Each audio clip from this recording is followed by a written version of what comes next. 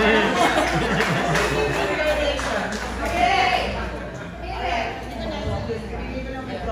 hit it!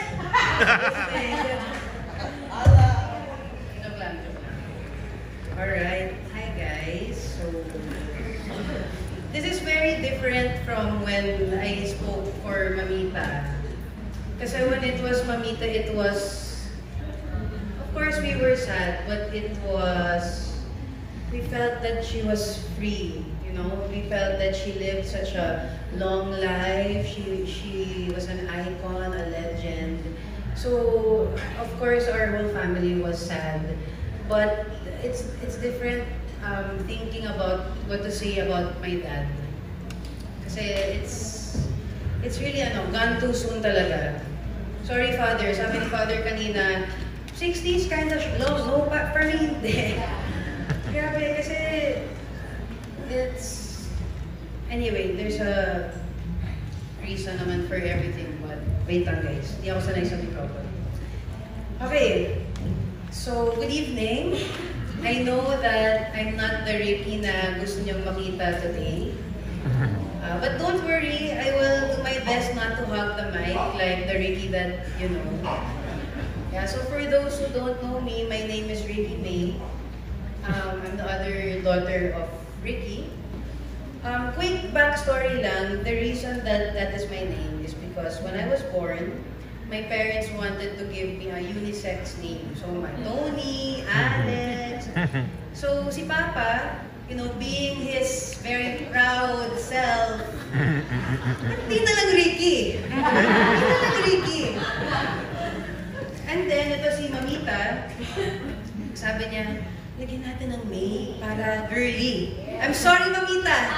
Hindi tumalab ang May. Wala na. But that's the story of it. That's why it's Ricky May. It's actually because of our two angels, Ricky and Lita. So, okay, I'll just share some quick stories I have about growing up. So growing up, parang feeling ko parang asawa, honestly. Sorry, Mom. Okay. Feeling ko talaga parang asawa ni Dad kasi pag nasa taping siya, pag nasa abroad, ay hindi ako makatulog kung wala siya. Actually, hindi pa tawag yun, beeper. The age is showing, beeper. Bini-beep ko siya, Dad, where are you? When are you coming home? And actually, meron akong hindi ako natutulog hanggang dumating siya. So minsan 1 a.m., hintay ako 2 a.m., waiting pa. And there was this, ayan, so for our friends who know Ricky, active siya. Active naman siya, di ba? So may mga seasons of activity like running, badminton. So dati, dinadala niya ako sa Amoranto. Doon siya tumatakbo. Siguro I was mga 3 or 4. Ito yung kwento ni Papa. 3 or 4. So I was with my yaya, watching Papa just go around Amoranto jogging. So yung kwento niya, pag umiikot daw siya, ako, Papa, it's me. Tapos siya, hanggang may tumabi sa kanyang random runner. Diba? Jogging lang. Umikot na siya, nakita niya ako, Papa. Tapos nung nakita ko daw yung kasama niyang runner, sabi ko,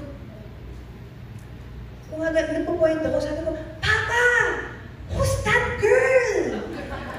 Who's that girl? So si Papa parang wala siya, naiiya siguro siya, diba? Siyempre kasi umiikot na naman daw siya, isa pang round. Tapos nakagano na daw ako. 4 years old, diba? So parang, Papa! She's ugly! Sabi, I'll tell Mama! So ganun yung ko kay Dad.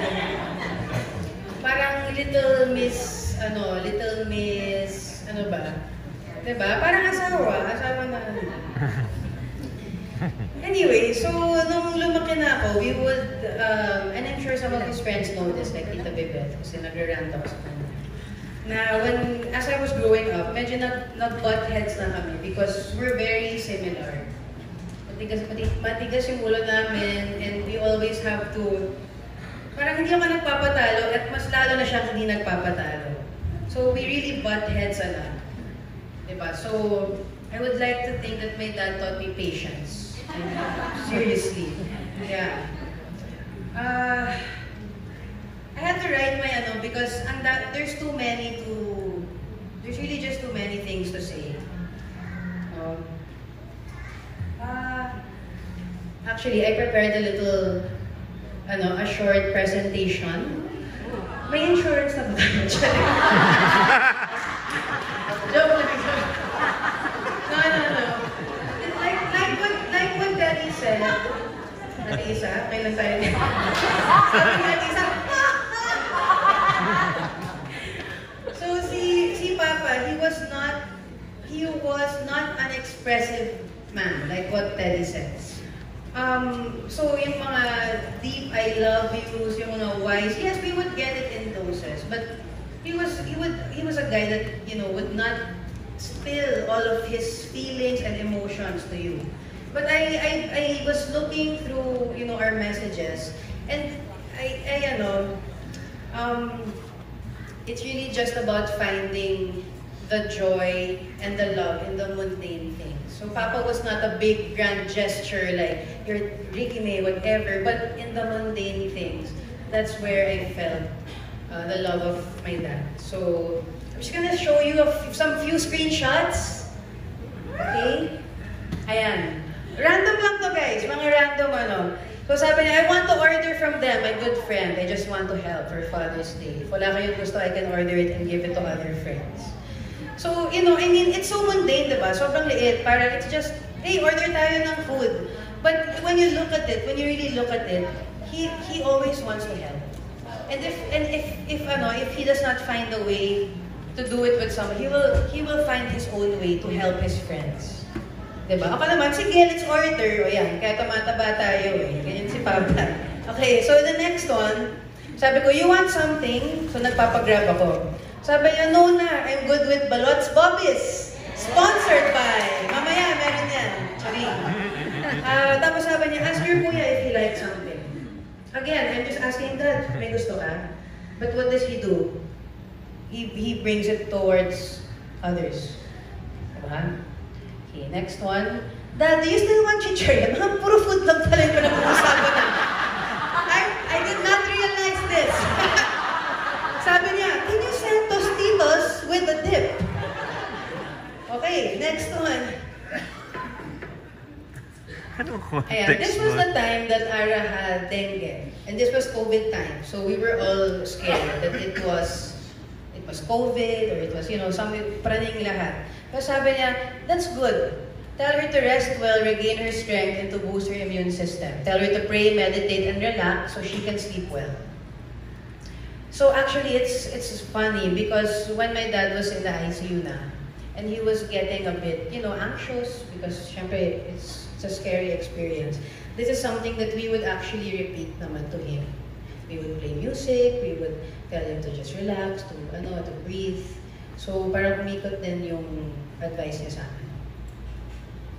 Okay? And I just had to include this because he just randomly sent me sa taping niya na kanina. This is from Alternate with Ding Dong and Direct Dom. This is his death scene. Wala lang, random. I was like, Dad! Kasi gulat ako, he doesn't send me. Parang very graphic. Don't worry, kids. That is not, it's fake. It is fake. Okay? Pero proud siya. Tayo mo. Okay, next. Ito naman, so, being the millennial, ako, I like to send mga GIFs or ano ba tawag? GIFs, GIFs. So, I sabi ko, let's rest up. Tapos sabi niya, good night, love you. So, yeah, nagpapakit lang ako. So, diba, he's really not a man of a lot of, he's a man of few words. But what he says, it has intention. And he will make you feel something. Ito naman, very OC si Papa. So nakita niya, nag-tiktok kami ni Ara. He sent me the screenshot, he circled it. Sabi niya, clean the area, you show in, tok-tok. Nothing else. Guys, iba yung tok-tok. Yung tok-tok, ibang app to Iba yung tok-tok sa TikTok Huwag kayong Tok-tok. Sabi ko, wow. he actually learned how to edit the photo and hindi nga siya maka-password sa Facebook, pero ito in-effort niya. Just to tell me it's dirty. Oo, di ba? Ito naman, I don't know, he probably sent this to you. You know, he likes to forward yung mga nananakot. So sabi niya, is she your friend? Pero when you click on that video, or maybe some of you know it, when you click on that video, yan yung parang may mananakot na. Sabi ko, Dad, wag ka. Alam ko na yan. Because he already sent it to me before. Parang, change naman, Dad. Change your jokes, diba? Maiba naman tayo.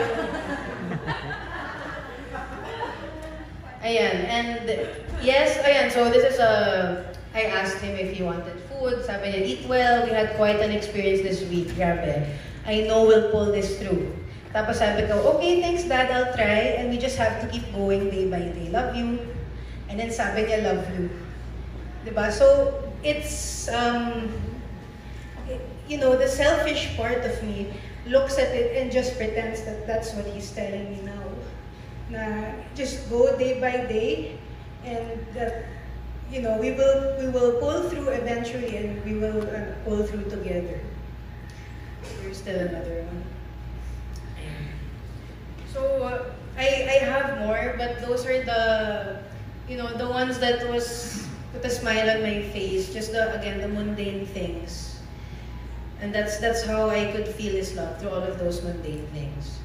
So, you know, he was not only my biggest bully, or he was also, well, an frenemy, but he was also a safe space for me.